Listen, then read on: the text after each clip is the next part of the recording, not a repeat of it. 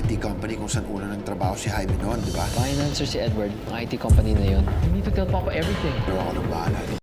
Kinabukasan ay sinundan ni Bingo at Snoop si Jaime sa isang basketball league na namigay pa siya ng pera na giniit pa ni Snoop na mas mabait pa kay Cap dahil namimigay ng pera na ganamang sinabi ni Bingo na pwedeng mabait sa iba dahil madami siyang kasalanan na hindi nila alam na nakita na sila ni Jaime sa kasisilip nila.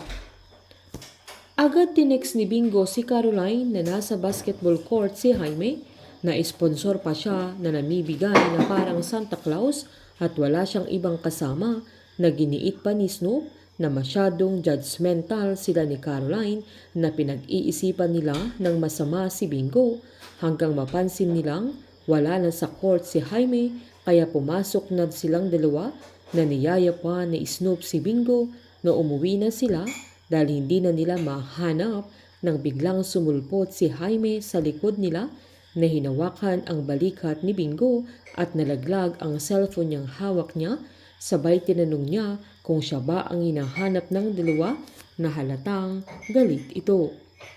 Dahan-dahang pinulot ni Snoop ang cellphone ni Bingo na kinakabahan na siya dahil nahuli na sila ni Jaime, lalo na nang tanungin niya kung sinusundan siya ng dalawa.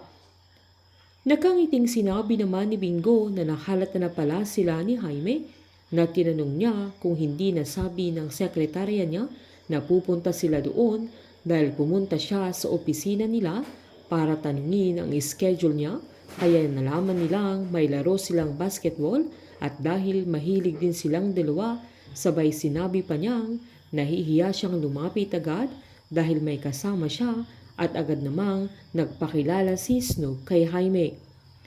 Nakumbinsi naman nila si Jaime na gustong malaman ni Bingo kung anong desisyon niya sa OPIP niya na sinabi pa ni Jaime na parang siya lang si Bingo noon na gagawin niya lahat para yumaman pero binantaan niya ang binata na sa susunod ay wag na siyang susundan dahil baka mabaril na niya si Bingo.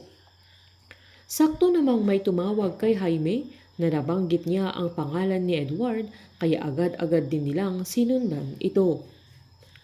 Habang nag-serve naman si Caroline sa mga customers nila nang makita niya si Charles Stone na nakaupo sa isang mesa kaya agad niyang nilapitan ang kapatid niya at kinumusta niya ang kuya niya na giniit niyang okay lang siya. Sabay sinabing siya dapat ang kumustahin niya kung anong lagay niya kay Aling Cathy. Sabay sinabing siya pa rin ang inaalala ni Caroline na agad namang tinanong ng kapatid niya kung nagkausap na sila ng papa nila na agad namang umiling ang binata at sinabi niyang kailangan muna niyang maghanap ng mas matibay na ebidensya bago niya kausapin ang papa nila na sakto namang lumabas si Aling Cathy na umalma si Aling Sweetheart kung bakit nakaupo si Caroline sa oras ng trabaho na pupuntahan na sana niya upang sitahin pero pinigilan siya ni Aling Cathy at sinabing kilala niya si Charles Stone.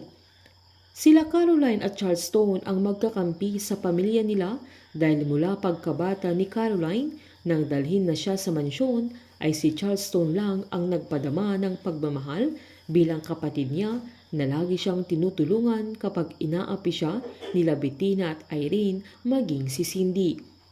Tatanawin na namang utang na loob ni Wilson kila Bingo at Snoop sa sandaling matutulungan nila si Caroline na patunayang inosente si Charles Stone. Painit ng painit ang mga tagpo, sabay-sabay po nating subaybayan ang advance episode ng Can't Buy Me Love dito po sa aking channel. Patuloy lamang po manood at mag-subscribe para ma-update po kayo sa mga susunod na episode. Marami pong salamat.